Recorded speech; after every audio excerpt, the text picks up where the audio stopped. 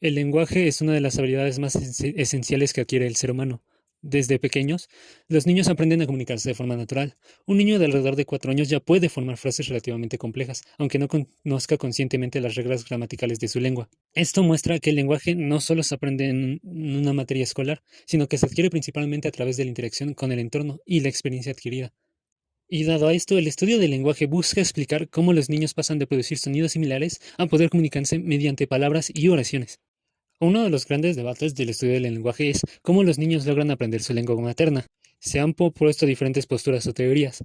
La primera es la propuesta innatista, que plantea que los seres humanos nacemos con una capacidad biológica para adquirir el lenguaje. Y está dado a la idea de que el cerebro del ser humano ya está preparado para aprender una lengua. Esto explicaría por qué los niños aprenden a hablar de una forma relativamente rápida. Además, esta teoría señala que todos los niños, aun si están en distintas partes del mundo, pasan por procesos de desarrollo del lenguaje bastante similares, lo cual sugiere que existe una base biológica común. Pero tenemos de otro lado la postura interaccionista, que considera que el lenguaje se desarrolla principalmente a través de la interacción con el entorno. Esta perspectiva, el papel de los padres cuidadores o otras personas cercanas es fundamental, ya que la comunicación diaria ayuda al niño a aprender palabras, significados y formar expresiones. Tomemos, por ejemplo, cuando los adultos hablan con los niños, les repiten palabras, les hacen preguntas y responden a sus intentos de comunicación, todo para favorecer este desarrollo del lenguaje. El desarrollo del lenguaje no ocurre de forma inmediata, sino que pasa por varias fases que van desde los primeros sonidos del bebé hasta la construcción de oraciones complejas. Estas etapas suelen agruparse en dos grandes periodos, el periodo prelingüístico y el periodo lingüístico. El periodo prelingüístico corresponde a la etapa anterior a la aparición de palabras. Durante este tiempo el bebé todavía no habla, pero su cerebro ya está aprendiendo a reconocer sonidos y a producirlos. Capacidades perceptivas tempranas. Desde el nacimiento, los bebés ya tienen una gran capacidad para percibir sonidos del lenguaje. De hecho, pueden distinguir diferencias entre sonidos como pa y ba.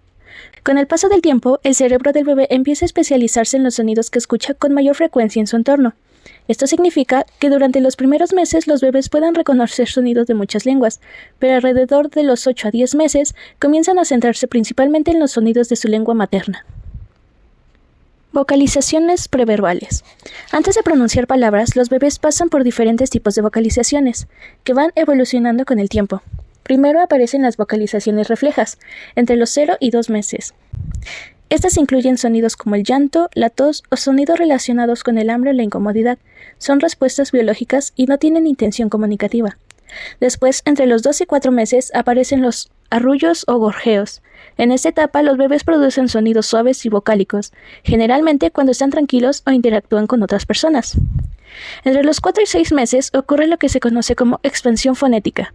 El bebé comienza a experimentar con su voz y produce distintos sonidos mientras explora el movimiento de la lengua, los labios y la respiración. Más adelante, alrededor de los 6 meses, aparece el balbuceo canónico. En esta etapa, el bebé repite sílabas como ba o pa. Este proceso es importante porque permite practicar la producción de sonidos y la organización de sílabas. Finalmente, hacia los 10 meses, surge el balbuceo melódico, en el que las secuencias de sonidos se vuelven más largas y adquieren una entonación similar a la del lenguaje real. El periodo lingüístico comienza cuando el niño empieza a producir palabras con significado. Esto suele ocurrir alrededor del primer año de vida. La etapa holofrástica. En esta etapa, los niños utilizan una sola palabra para expresar una idea completa. Por ejemplo, cuando un niño dice agua, puede estar queriendo decir quiero agua, dame agua o hay agua. En este tipo de expresión se conoce como holofrase, porque una sola palabra funciona como una oración completa. Etapa telegráfica. En la siguiente etapa, los niños comienzan a combinar dos palabras, pero aún omiten elementos gramaticales. Por ejemplo, mamá aquí, más jugo, papá zapato. Se llama telegráfica porque se parece al lenguaje de los antiguos telegramas, donde solo se incluían las palabras más importantes. Entre los 2 y 3 años ocurre un fenómeno conocido como explosión léxica. Esto significa que el vocabulario del niño crece muy rápidamente. También empiezan a desarrollarse distintos aspectos del lenguaje. En la morfología, los niños comienzan a usar marcas gramaticales como género, número y tiempos verbales. En la sintaxis empiezan a formar oraciones más completas y complejas. Además, pueden cometer errores conocidos como hiperregularizaciones, por ejemplo, decir rompido en lugar de roto. Esto muestra que el niño está aprendiendo reglas del lenguaje aunque todavía no las domina completamente. A partir de los 3 años, el lenguaje se vuelve mucho más complejo. Los niños comienzan a utilizar oraciones más largas, conectores como por qué o pero, y estructuras gramaticales más complejas. Con el tiempo, su forma de hablar se acerca cada vez más a la del lenguaje adulto. Hacia los 7 años, el desarrollo fonológico y gramatical suele estar prácticamente completo, aunque algunos aspectos del lenguaje continúan perfeccionándose durante más tiempo. Este proceso demuestra cómo el ser humano desarrolla de manera natural una capacidad fundamental para la comunicación y la interacción social. Ahora, para pasar a la última parte de estos temas, la evolución de las funciones comunicativas. Voy a decir lo que ponen dos autores en la lectura, a Halliday y a Piaget. Halliday nos distingue esto en 3 fases. La primera siendo de 1 a los 15 meses, donde se empieza a hacer un dominio de las funciones básicas. Aquí nos menciona que son la instrumental, que es para satisfacer las necesidades materiales, la regulatoria, para controlar el comportamiento de los que tiene a su alrededor, la interaccional, que es familiarizarse con estas mismas personas que tiene a su alrededor, la personal, para identificarse y expresarse a sí mismo, la heurística, explorar el mundo a su alrededor, y la imaginativa, que crear su propio mundo, la informativa, para comunicar nueva información. Y pasamos a la segunda fase, de 16 a 22 meses. Es la transición del lenguaje del niño al primer lenguaje del adulto. Se divide en 2 etapas, la macética o de aprender, que ya empieza a tener una categorización del conocimiento del entorno, y la pragmática o de hacer, en donde el lenguaje sirve como un medio para satisfacer necesidades básicas de comunicación y conectarse con su ambiente.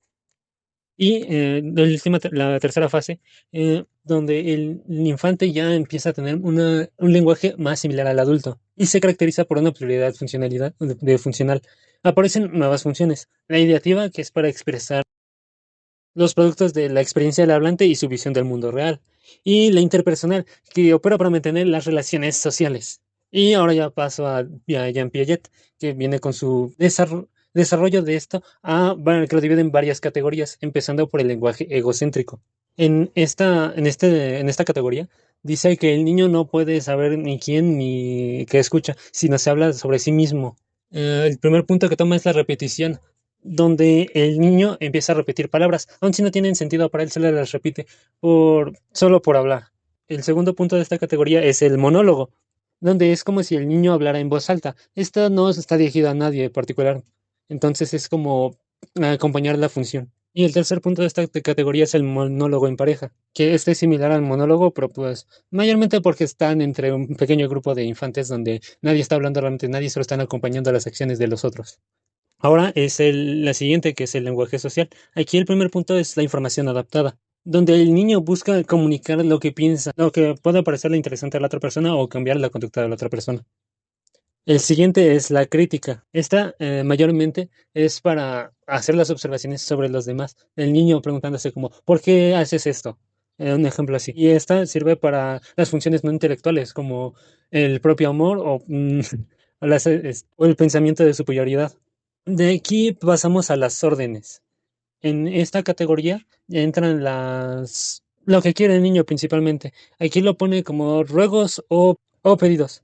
La diferencia entre estos dos es que los ruegos son hechos de forma no interrogativa, mientras que los pedidos son hechos de forma interrogativa, entrando en la categoría de preguntas, que es la siguiente precisamente. Las preguntas son mayormente las cuestiones del niño que quiere una respuesta, como por ejemplo, ¿por qué el cielo es azul? Que es una pregunta que un niño te hace muy constantemente. Y es precisamente porque el niño busca la respuesta. Y ahora pasando a la categoría de respuestas, que ya es que el niño ya empieza a tener esta autonomía de responder ya sea sus propias preguntas de forma autónoma o las preguntas que le hagan los compañeros, los adultos que tienen a su alrededor.